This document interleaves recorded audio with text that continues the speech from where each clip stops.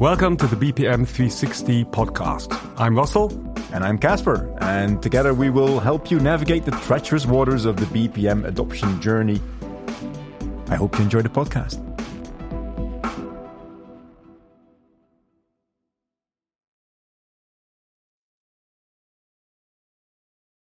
Ladies and gentlemen, welcome to another episode of the BPM 360 podcast.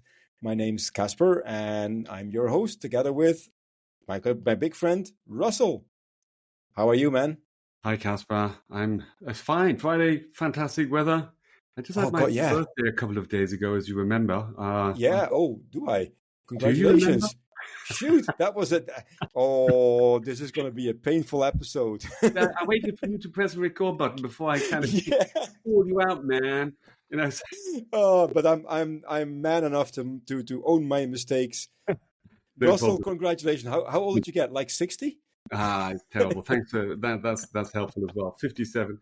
And I got some friends invited around, just for barbecue. But it finished. You know, you say, let's do it. Keep it small, and let's just have a bit of something on the barbecue, and maybe one or two salads, and then all of a sudden, you need to get the drinks as well, and let's tidy up the garden. Let's build it, and and then you finish up like investing, 3 days of stress and planning and getting things organized. And then you're completely wrecked by the time the guests come. And then you start drinking like maybe 2 beers and you kind of like conk out, or you don't even get that far because you're just sweating in front of the barbecue.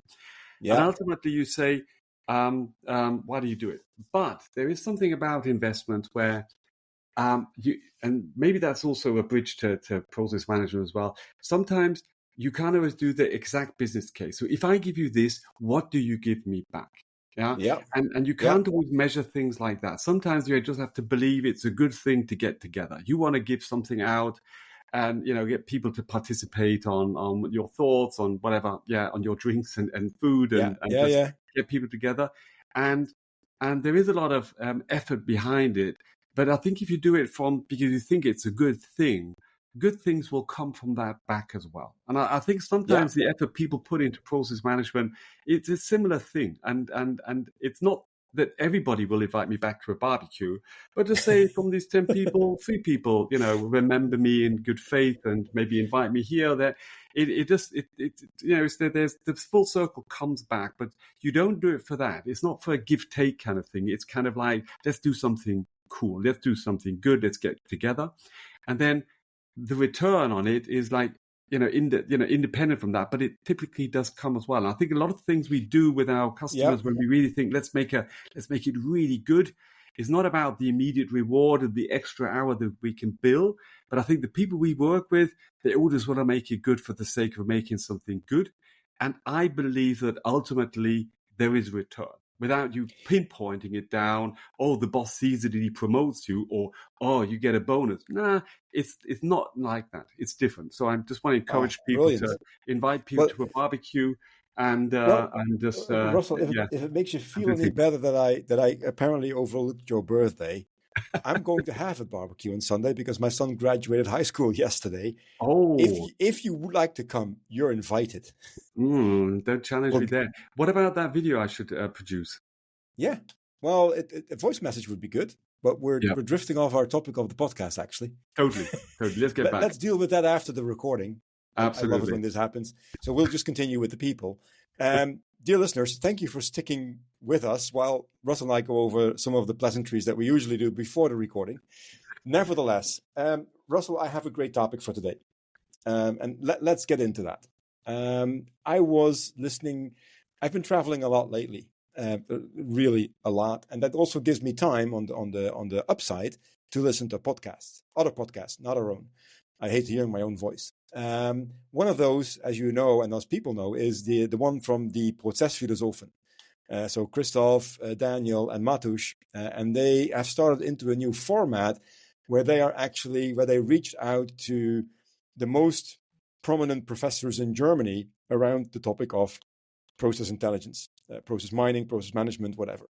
And their first episode was a 2-part episode with Professor August Wilhelm Scheer, who we all know, of course, is the godfather of process management, I would say.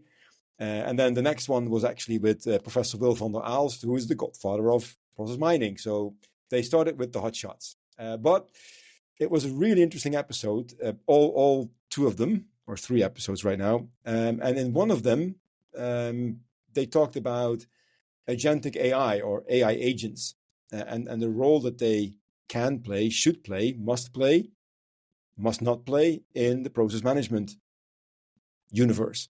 So that got me thinking. That's why I created this little article where I on LinkedIn where I put my thoughts on paper. But I would like to dive deep with you into this for today. We don't have a guest, so it's you and me. But let's talk about AI agents. I mean, you know what they are. I know what they are. But just really quickly for the people at home, an AI agent is basically an AI engine that you allow some autonomy in to say, well, this is what you need to do. How you do it is up to you, really, basically speaking.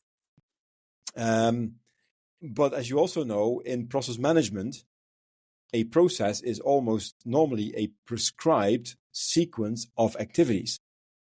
And somehow that might sound contradictory. What's your first intuitive reaction to that? I mean, are they compatible? Complementary?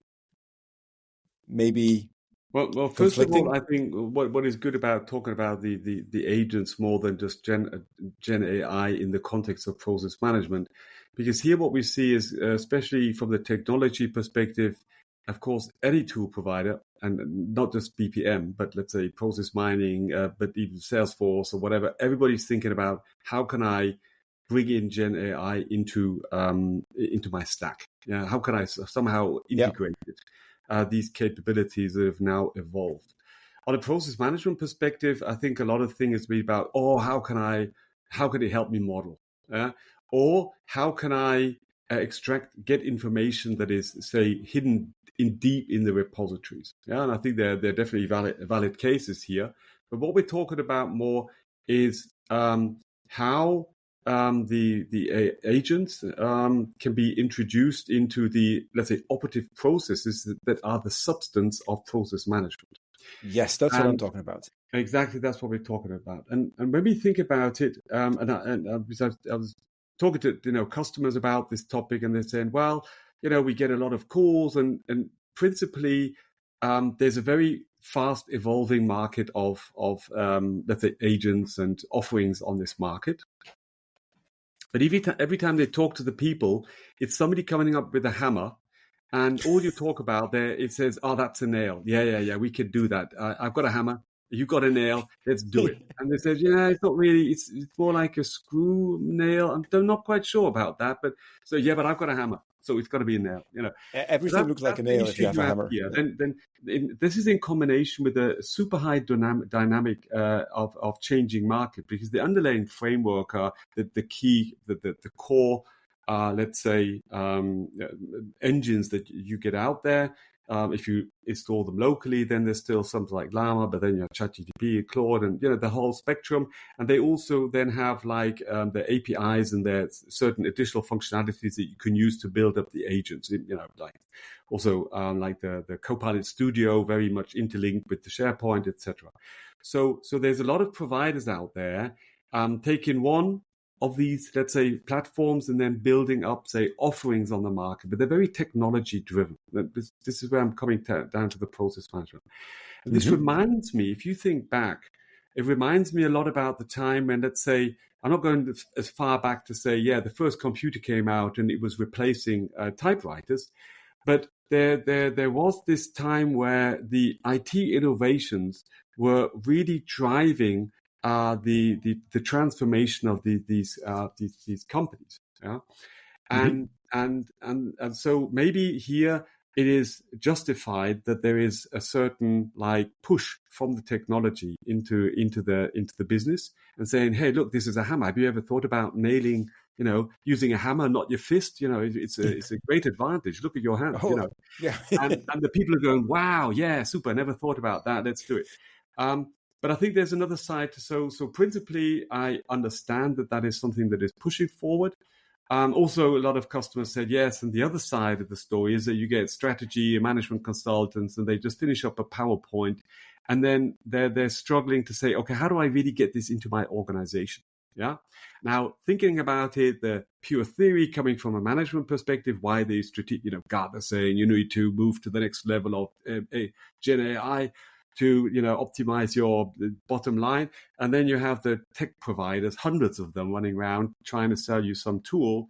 And then you have this big gap in the middle. That's where the beef is. And I believe that's where the processes are themselves. So taking this, so what did we do in the days when we were talking about digitalization? Yeah. So in the first rounds of IT, and then when the IT managers were becoming CIOs as well. Yeah. One of the things that definitely has always been running along there was, let's say, two parallel strands. One of them was the big standardization, which is still the big transformation. You standardize the heck out of whatever you've got on IT, and you try to bring in one big system that is highly integrated and standardized, and you try to roll out globally because it has a very, let's say, the economy of scale really plays out. But the world that the companies were in, what happens in parallel is like a continuous improvement process. So the typical KVP, continuous process improvement, where and this does cause like this heterogeneous landscape of Excel solutions here, left, right, and center, because everybody was getting a new tool, or look what you could do in Excel, and solving their problems. Because the big corporate standardization that promised whatever was still 5 years away, it was doing a pilot there. So in parallel, there's always been a continuous improvement on processes, sometimes completely erratic, which Excel here, Excel there, sometimes structured as in the continuous improvement approach that you would do process centric with a good BPM organization, helping you document, understand, and then aligning it with Lean Six Sigma initiatives, etc., and optimize your process. So if you look at that, the history is repeating itself to a certain extent. Yeah. But I think that applies to more. So where do these agents fit in? And I think are they the new Excels of this world? And without governance, yes, that's exactly what's going to happen. It'll be the same chaos that you had with all these Excel solutions, where the management will have a hard time, let's say, cashing them back in again into a dedicated framework. Yeah. And yes and no. Okay. I can go. Sometimes we need to have a no as well. Yeah, we do have to have a no. Yes. So I totally see the parallels with what we saw in history whenever new technology was brought in. The big change or the big difference with what we used to have is that now with AI agents, they actually have generative powers. An Excel file, with all of its intents and purposes, doesn't create anything, and it might create something in the Excel file, but it doesn't create anything outside of it. AI agents have that capability. So they can reach potentially into other applications and make things happen. And I'll give you a very small example. We had this high-tech journalist in the Netherlands who live on a TV show, I think, he programmed 3 AI agents. So he was an author of a book, and he programmed 3 AI agents. One was portraying a publishing agent. The other one was portraying a marketing person, and there was a third one, which role I forgot. And he had them talk to each other. And then they created an entire publication and marketing plan just by the 3 of them that he then showed to a professional publishing company. And their reaction was like, I need to go find another job because this will be done by AI agents in the future. So from that perspective, I say, we haven't seen that one yet until now. And a second reason why I say that, because I think that these AI agents will have, if not already, but they will have learning capabilities, learning curves. they will learn and they will adjust the way that they operate based on what works and what doesn't. And that is something that traditional IT applications never had. So from that perspective, I say, yeah, it's repeating. On the other hand, somehow we need to guardrail it a little bit. Well, don't get me wrong. So the analog always ends at a certain level, and the whole dynamics and the capabilities of GenAI are on a complete on next level. Yeah. So so where it took 10 years for people to, based on whatever their knowledge and their capabilities, build their Excel files and their Excel tools. Yeah. And from an IT management perspective, it was hardly a compliance issue. It wasn't taking anybody's job away. It was just making life harder for the IT manager. We're now talking principally the capability of a total disruption.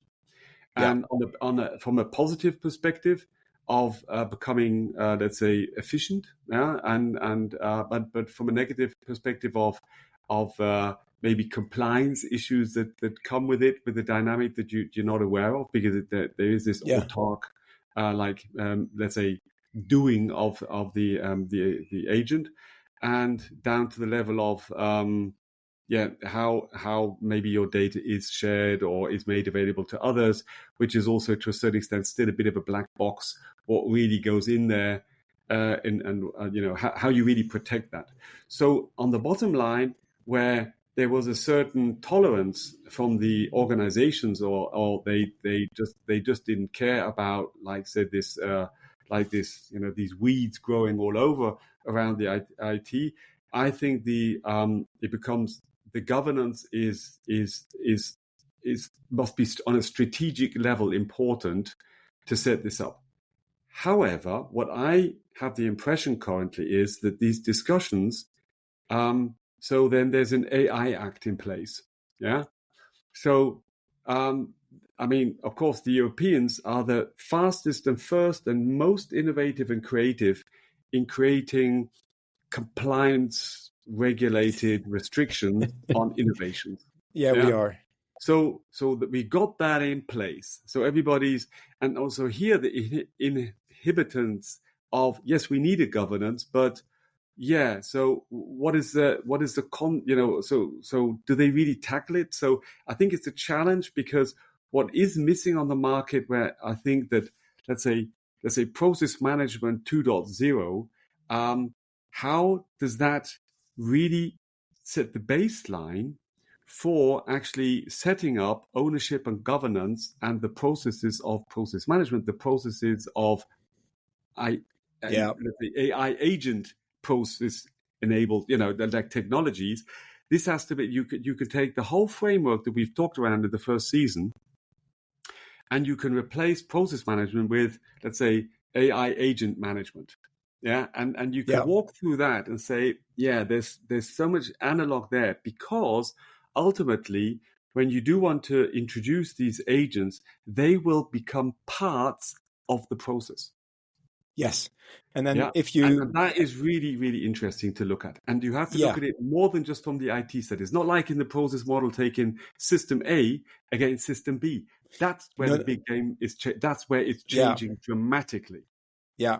Because and here's the thing, and now this time I'm fully aligned with you as usual, but just take a look at what a regular company, an average company, is trying to do with process management. One of the things it tries to do is to get a grasp and get some control over how is it with our alignment from strategy to operating model to process to work instruction to execution. I mean, that is one of the things that BPM tries to facilitate. So that means that you're trying to document as many interactions between known artifacts, activities, roles, applications, you name them, as possible, so that you have almost a digital twin of the organization. And now in comes an AI agent, which in its most basic form could be seen as just another actor, another role, another swim lane in your process. And whatever that agent does is simply a black box, because you don't know. It does something in the background, and it outputs a result that you can then use for the next activity. I mean, that would be its most simplistic form. A But more that's exactly complex, where, yeah, the more yeah, okay. So a continue. more complex form. I'll finish this thought Yeah, yeah, first. yeah, yeah, yeah, yeah. A more Sorry. complex form would be that your AI agent becomes sort of like a conductor or a coordinator of a series of activities or almost an entire process. And then it becomes obviously a larger black box. And the question is, where do you stop? And how do you keep that in control? Yeah, and also, where do you start? Because I think Of what course. you're mentioning is right. So a lot of tool providers are coming up with a bit of a black box, and they're more or less explaining roughly, in which context the agent can help. Let's say, procurement. I heard this one example. I thought that's really interesting. Say you have a demand. You say, I need a desk, and it starts an interview with you and say, okay, what kind of a desk? Then it does a research in the background. It says, I see there's desks that you can, lower and higher. Is that something that's relevant for you? And do you need sockets or not? Not because somebody programmed a catalog with, we have desks, we have retractable desks, we have desks of a certain size, we have desks with or without sockets. No, because it says desktop. What defines a desktop? He finds different offerings on the market. He comes back with suggestions and he iterates around the requirements in a much more dynamic way and very freely, which I say, wow, that's really cool. That's fantastic. However, what are let's say, the limitations or the risks behind it? So I think when you start thinking about this, this is a cool tool, I want to use it on a one-to-one basis. Or when you go that step where you say, no, I want to have this as an agent integrated in our day-to-day procedures that we have, processes. Yeah. Then you have to document more and set the boundaries more, let's say on a process level for the in and out. So you have your lane, this agent. You have to define the terms of how it works and how it should not work, in order to keep this under a certain governance. And I'm not talking too restrictive, but it's like the prompt engineer, fine tuning. You shouldn't just, if you build your own agents, you go in and you do your own prompts, you have relatively control over how it's integrated, embedded, and how the agent should actually act. So that's something you need to document and you need to take control of. You have to also validate the negative and positive results that can happen and mitigate these as well. So like a good software, I think you also have to think about the specification of the agent and document it in the context of your process, like you would do with any other IT system. Yeah. But you have to think of it more as it's not just a system, it's more. You have to think about it with a certain aspect of the human factor. What could it do wrong? So where you have risk and controls in a normal process, as soon as you have a person, let's say, submitting an accounts payable, then and this is done by a human being. They press the button. What happens? You say, maybe this human is too human and he has a bit of bad debt, so he kind of approves accounts payables that maybe his friend wrote him.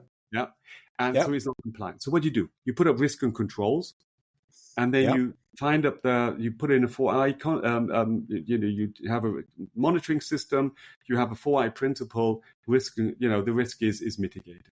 In a similar way, you have to treat these agents like human beings that that have errors, that are doing fantastic work, however, and are super intelligent, maybe sometimes too intelligent. Which we know that the mastermind of thieves, of course, is a genius.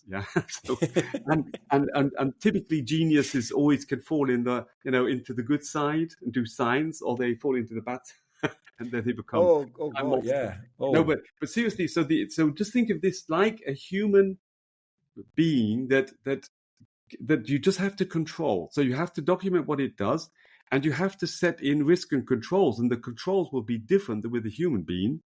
Maybe they're similar, but that's the new thinking you have to do. But ultimately, the thought, let's say, philosophy that we have with process management, anybody doing BPM properly, that's the way to analyze it. And that's where all the methods and all the approaches and the governance rules, I think they're 100% applicable. People just need to rethink the way they go about it and include it. And there is and that's interesting. So even this morning, just excuse me for a second. This morning I was part of an RFI presentation of our company, and I was doing the process management part, and we also talked about the whole AI part. And we can deploy AI agents, and a lot of companies can deploy AI agents. Mm-hmm. What you typically see with organizations is that they still have a certain amount of skepticism towards fully autonomous AI agents, and I can understand that completely. So how do you deal with that? So one of the things that you can do is say, listen, we're gonna program the AI agent. So that what does that mean? That means you specify for an AI agent, this is the goal that you need to achieve, and then very importantly, this is the context in which you need to make this happen.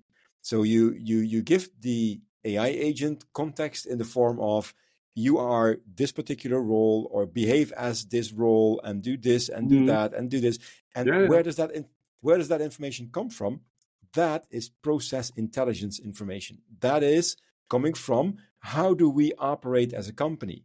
Now, and why is that so strong? Because if you take an average human being, or random human being, and you put them in one organization, people have common sense. Usually, there are some exceptions, of course, in the world.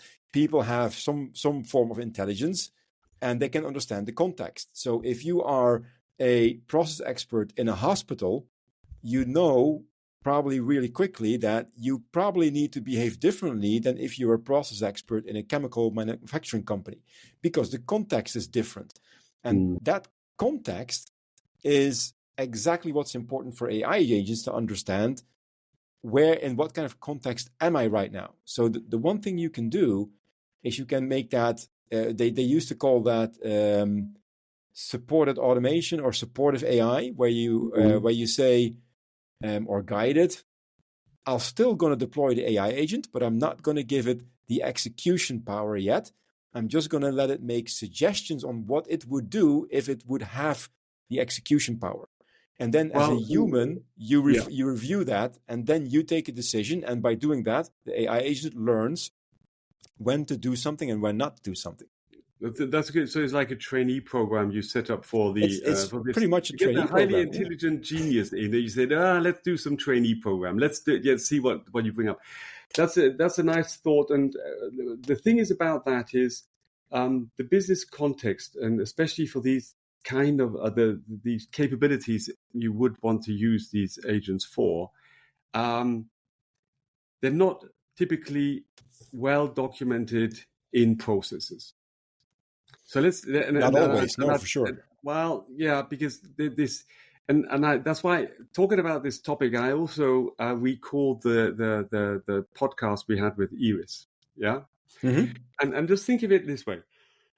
So you do your process mining, and you have like hard data about your processes. So you say, that's our process there, Looks nice, isn't it? We've all talked about that business context there. It can also be tricky getting the data to understand what the context is.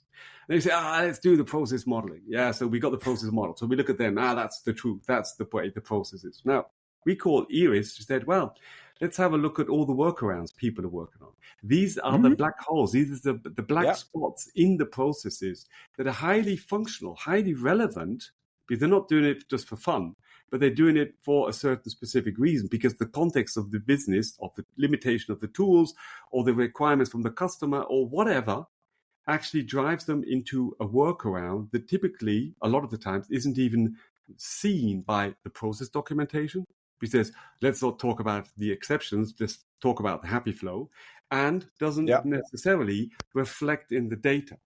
So here we have, for me, that I really struck me. I said, so if you just thought, most probably the workarounds are the first things you would want to look at to think about how an agent could actually take over these workarounds.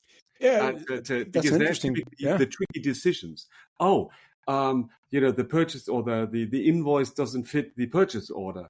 But maybe there's some other documentation in an email where that was somehow captured, or maybe the contract is the baseline. And then they start spending 1 hour collecting different data, combining them to take a decision: should I pay or should I not? Should I stay or should I go now? And that's where I thought, oh, this is fantastic. It's like all these things we've been talking about, they're like coming together. I think looking forward for customers to support them on their journey, and it's a journey. So as you said, it's like you cannot just implement this machine and it works. There will be, you need to validate and train it along the path. Yep. You have to think about it from a perspective of a machine, like the system, but also take into the pseudo-human elements of it. That's why you train it. That's why you need risk and controls. That's why you need governance over it. And you have to teach it your specific business context, which sometimes has been lacking in the documentation. This is where we need to bring in, say, the Iris view on, let's talk about the context of your business. Let's talk about the workarounds. Let's talk about the exceptions and how you have to deal them when the standard system doesn't work. Because if it's a purchase against a purchase requisition, it's under a certain threshold, the purchase material comes out of a catalog, you don't need an agent. You just book it through an SAP. So we will be looking at the exceptions. We will be looking at the tricky cases. And this is where the processes that are running on 90% fine, we can get them to 95 to 99%. And we can speed up certain processes and free up resources for even more trickier stuff. And ultimately, I believe that the agents are here to stay, and they're going to. The companies need to think about it more not just as a tool, yet another tool. Let's get the best tool on the market and let's just implement it and finished. And wow, we're all GenAI enabled. It's not going to work like that. So you have to think about it as a journey where you need a good governance, where you need a supportive, like, competence center that also is always strongly aligned with the stakeholders and the sponsorship from top down, from the management, to actually help the let's say the process experts identify use cases, find the best suitable technology at the current time, because that's changing every second day, helping them set up the boundaries and documenting the way they then slowly but surely introduce the agent and roll it out. That's what I think is something that they need to do. That's interesting. Just consider this. Imagine you have your AI agents set up, a number of them, and they have full access to your repository on processes.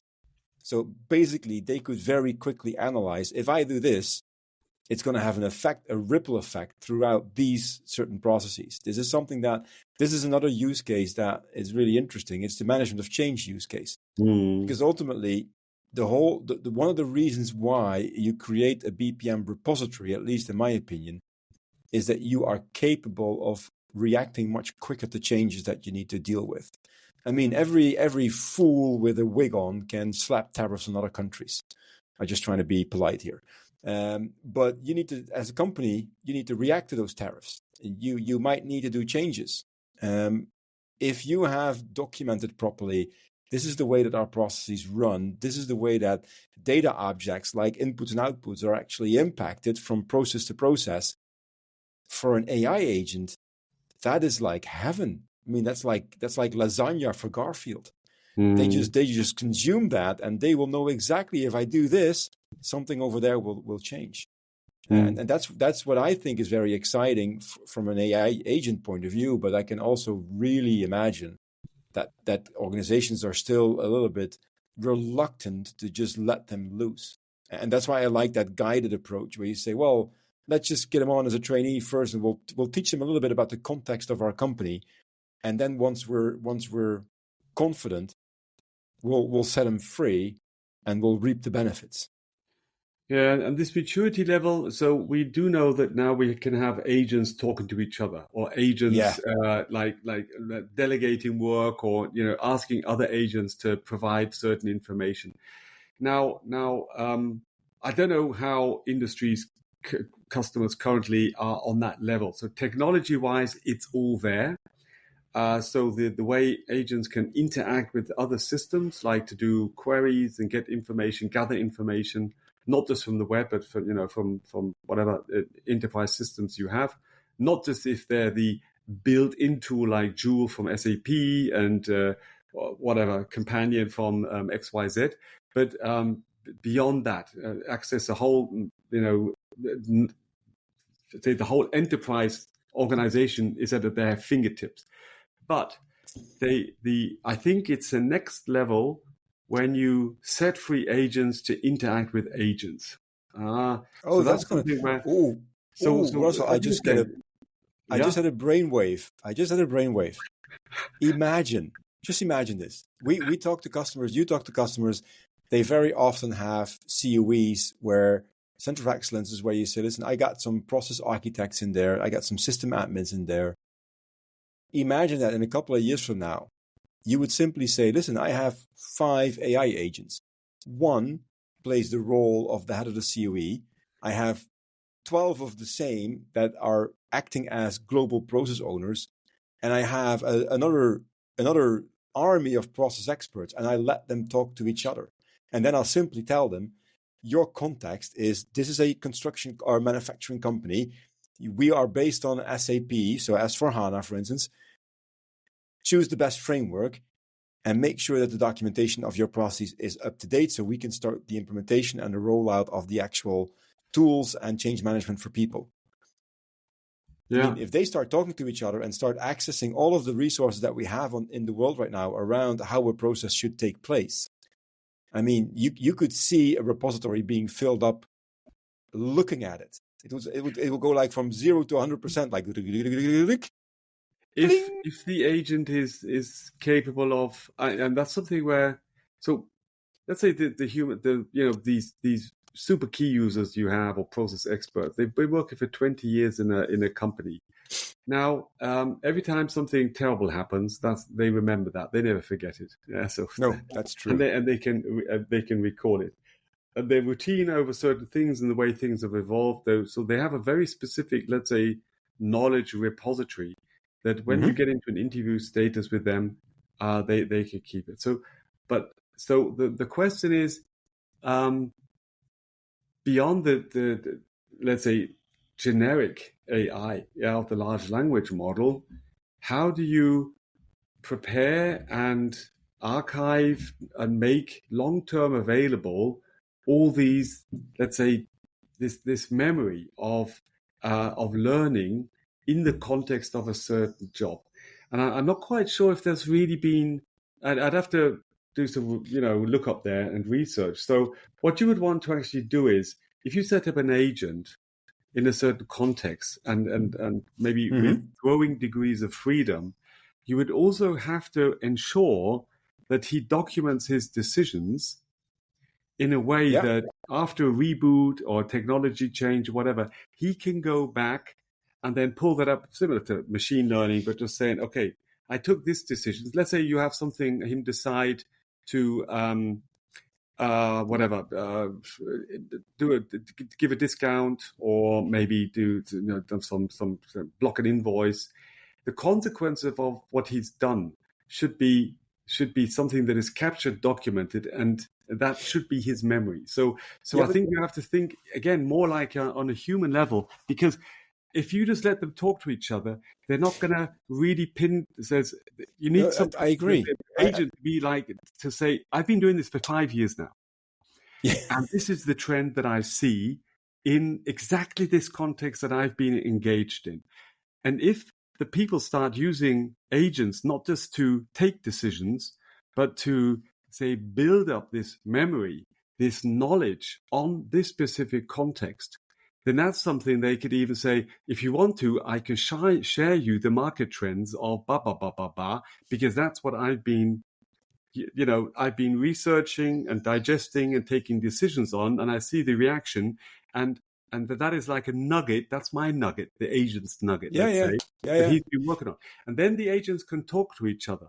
And at some time, we will have then the procurement agent talking to the sales agent from the company, and they're going to be negotiating a price. And it'll be then, maybe it'll come down to who has the best AI coding.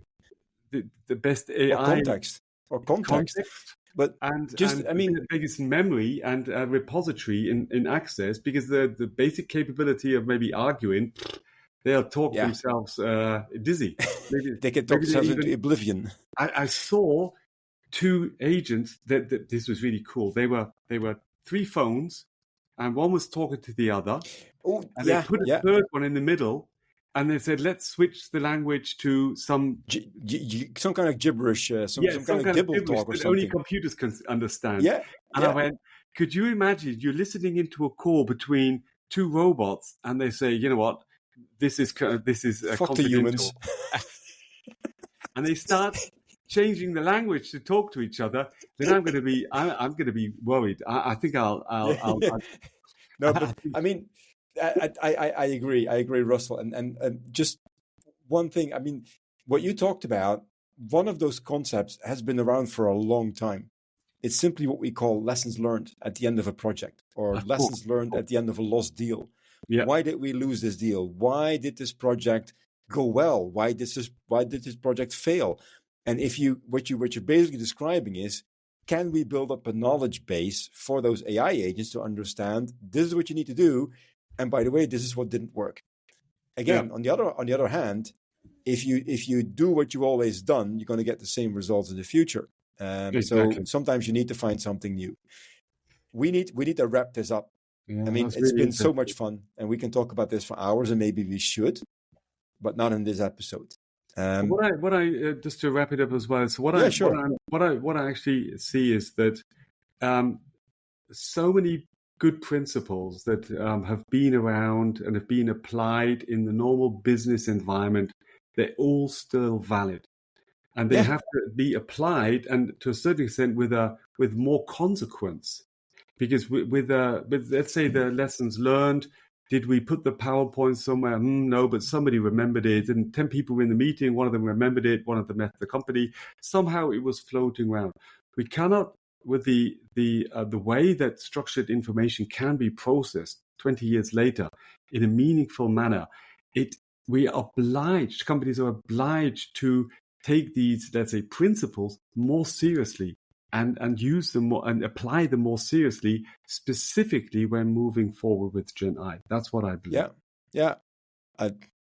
Hallelujah. Amen to that, Russell. I think that's a great way to end this episode. I hope you liked it. Our ramblings on how we think agentic AI and BPM might be working together. We wish you a very pleasant day after you hear this, and please stay with us till the next time. Take Russell, care. have a good weekend. Take care. Bye-bye. Bye-bye.